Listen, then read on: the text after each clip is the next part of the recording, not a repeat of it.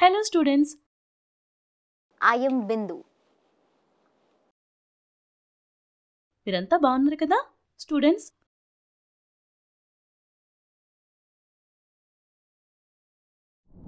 భారతదేశంలోని కొన్ని ప్రముఖ రాజకీయ పార్టీల చిహ్నాలు ఇక్కడ ఉన్నాయి. మీరు వాటిని గుర్తించగలరా?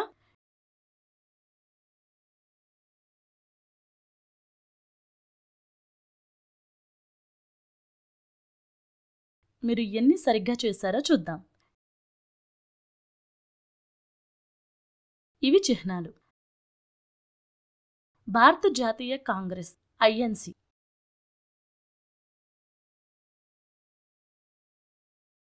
భారత Janata party BJP,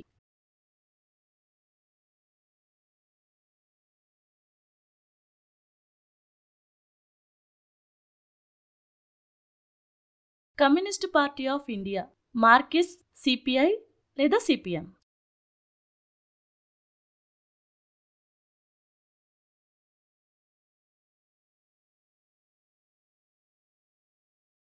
Aam Aadmi party AAP,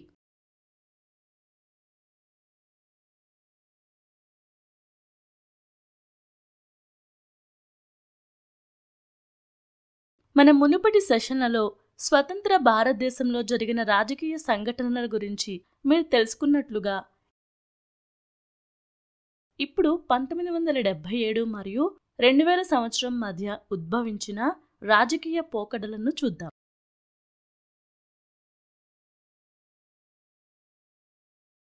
నేటి సెషన్లో 10వ తరగతి సోషల్ స్టడీస్ నుంచి ఎమర్జింగ్ పొలిటికల్ ట్రెండ్స్ 1977 నుండి 2000 గురించి నేర్చుకోబోతున్నాం. ఇక సెషన్ స్టార్ట్ చేద్దాం. అభ్యాస ఫలితాలు 1977 మరియు 2000 సంవత్సరం మధ్యకాలంలో పెద్ద రాజకీయ మార్పులు, ఎమర్జెన్సీ తర్వాత ప్రజాస్వామ్యం పునరాగమనం,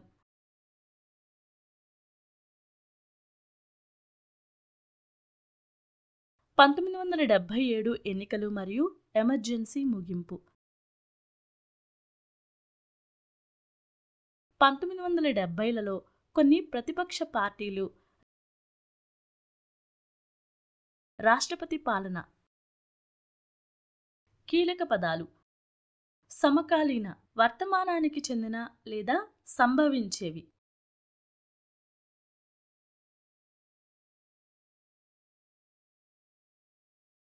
సెన్సార్షిప్, అశ్లీలమైనవి, రాజకీయంగా ఆమోదయోగ్యం కానివి లేదా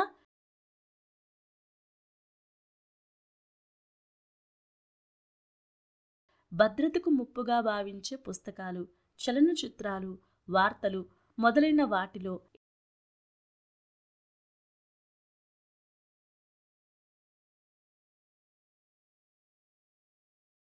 ఏవైనా భాగాలను అణిచివేయటం లేదా నిషేధించటం.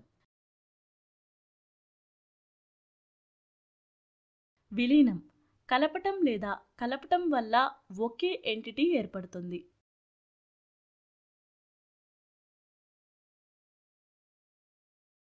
పూర్తిగా వ్యతిరేకం, ఒకదానికొకటి పూర్తిగా భిన్నంగా ఉంటుంది.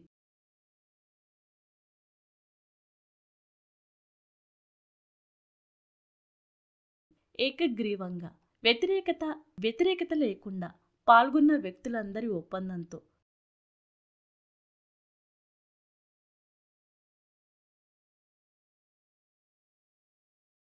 పునరుద్ధరణ, మాజీ యజమాని స్థలం లేదా స్థితికి ఏదైనా తిరిగి ఇచ్చే చర్య.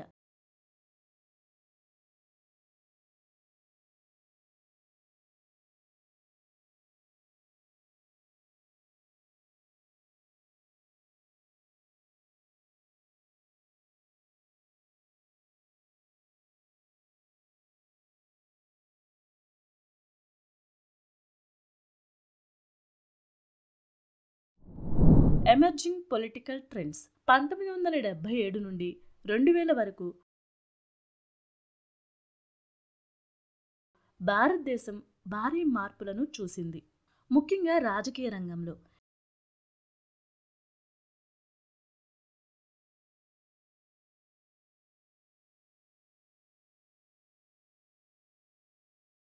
ఈ మార్పులలో ప్రధానమైనవి ఇక్కడ చర్చించబడతాయి.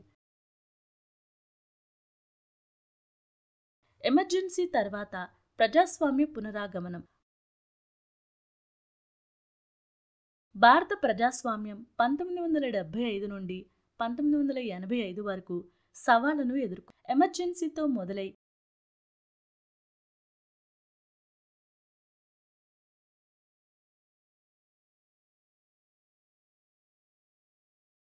కాంగ్రెస్ పార్టీకి రాజీవ్ గాంధీ గణనీయమైన ఎన్నికల విజయంతో ముగిశాయి.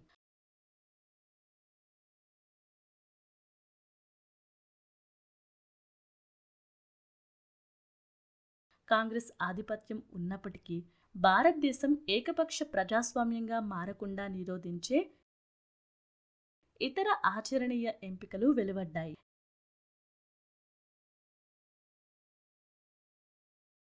ఇది భారతీయ ఓటర్లకు సహేతుకమైన ఎంపికను అందించింది మరియు విభిన్న రాజకీయ దృక్కోణాలు,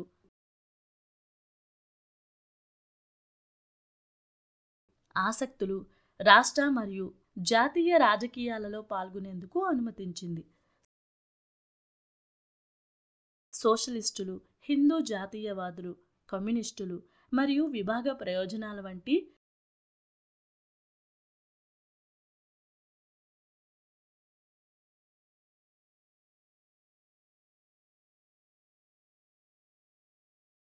వివిధ సమూహాల రాజకీయ దృక్కోణాల ద్వారా సామాజిక మార్పు ప్రభావితమైంది.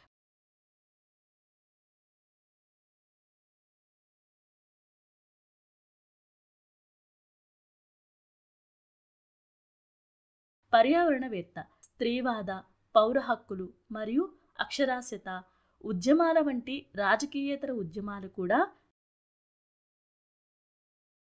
సామాజిక మార్పులో ముఖ్యమైన పాత్ర పోషించాయి.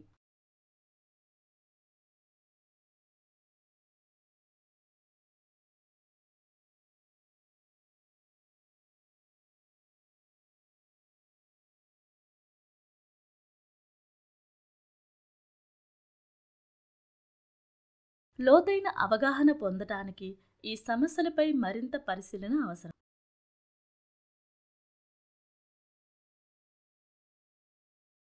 పంతొమ్మిది వందల 1977 ఎన్నికలు మరియు ఎమర్జెన్సీ ముగింపు అందరినీ ఆశ్చర్యానికి గురిచేస్తూ జనవరి 1977లో ఎన్నికలు ప్రకటించబడ్డాయి.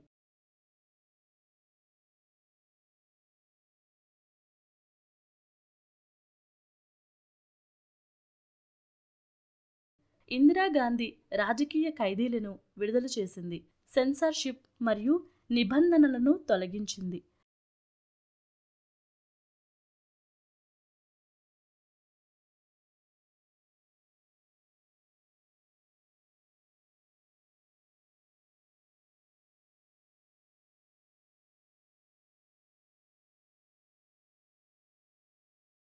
కాంగ్రెస్ను సవాలు చేసేందుకు ప్రధాన ప్రతిపక్షాలు జనతా పార్టీని ఏర్పాటు చేశాయి.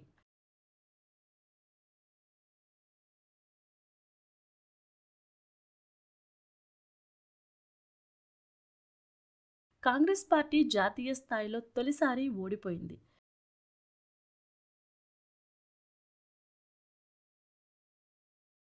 జనతా పార్టీ అధికారంలోకి వచ్చింది. శ్రీ నీలం సంజీవరెడ్డి 6వ లోక్సభ స్పీకర్గా 26 మార్చి 1977న ఏకగ్రీవంగా ఎన్నికయ్యారు.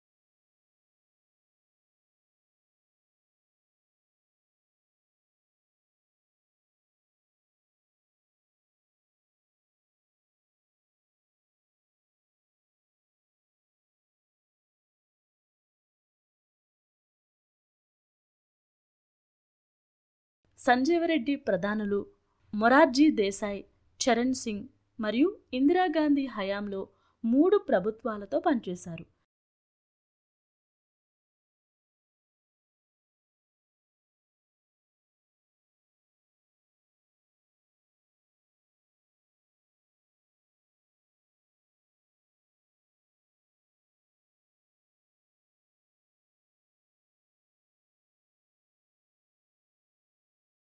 రాష్ట్రంలోని 9 కాంగ్రెస్ ప్రభుత్వాలను జనతా పార్టీ రద్దు చేసింది.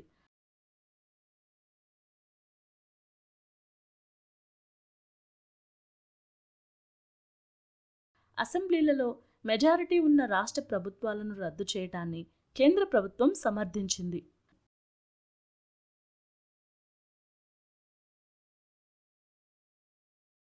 కాంగ్రెస్ పార్టీ రాష్ట్రాల్లో పాలించే ఆదేశాన్ని కోల్పోయిందని జనతా పార్టీ వాదించింది.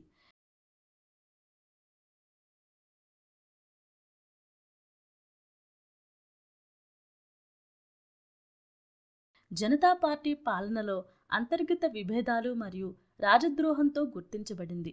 ఇది 3 ఏళ్లలోనే పతనానికి దారితీసింది.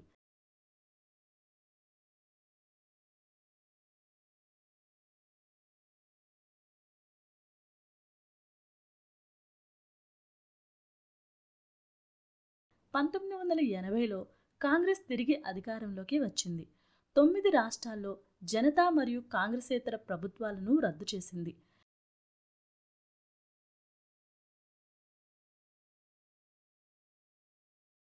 రెండు పార్టీల చర్యలు సమాఖ్య సూత్రాలను బలహీనపరిచాయి, జాతీయ ఐక్యతను సవాలు చేశాయి.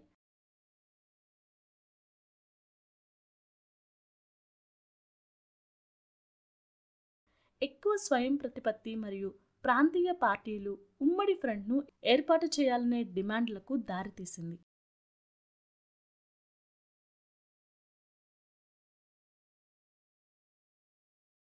పంతొమ్మిది వందల 70లోని కొన్ని ప్రతిపక్ష పార్టీలు బిఎల్డి, భారతీయ లోక్దళ్, ప్రధానంగా భారతదేశంలో ఉన్న భారతీయ రైతుల పట్ల ప్రత్యేక శ్రద్ధ వహించాలని పిలుపునిచ్చిన సోషలిస్టులచే స్థాపించబడిన party.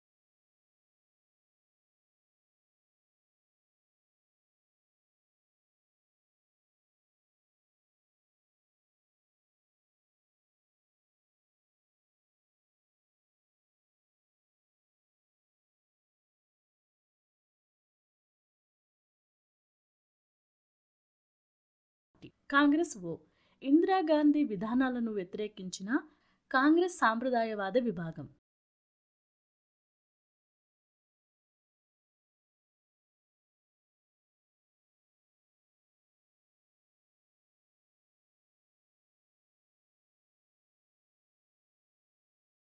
CPI, communist party of India, radical భూ సంస్కరణలు, ట్రేడ్ యూనియన్ మరియు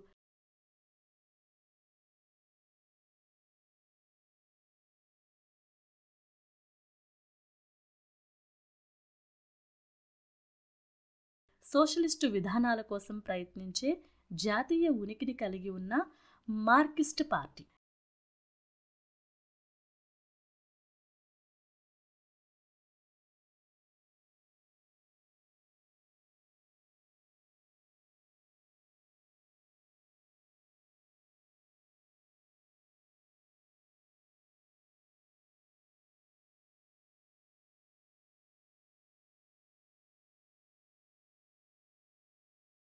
డిఎంకే, ద్రవిడ మున్నేట్ర కజగం.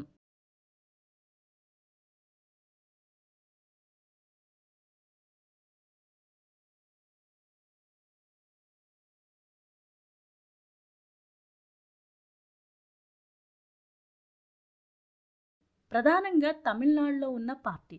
ఇది రాష్ట్రానికి ఎక్కువ స్వయం ప్రతిపత్తి మరియు అధికారాలను కోరింది.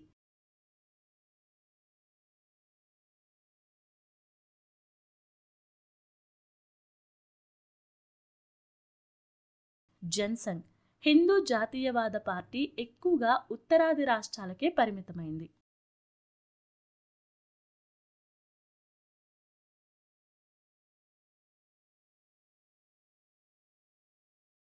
ఎస్ఏడి, శిరోమణి అకాలీ దళ్.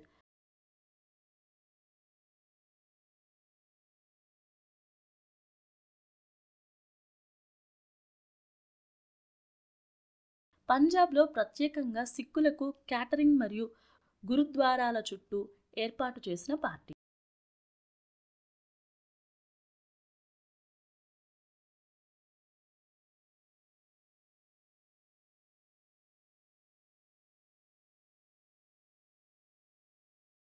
అందువల్ల ఇది పాక్షిక మతపరమైన స్వభావాన్ని కలిగి ఉంది. అలాగే రాష్ట్రాలకు ఎక్కువ స్వయం ప్రతిపత్తికి అనుకూలంగా కూడా ఉంది.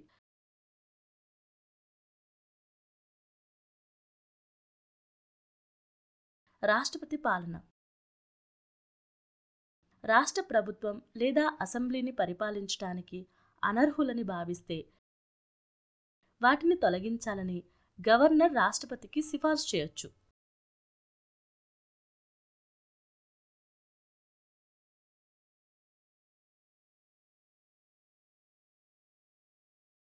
ప్రభుత్వాన్ని బర్తరఫ్ చేసి రాష్ట్ర పరిపాలనను చేపట్టేందుకు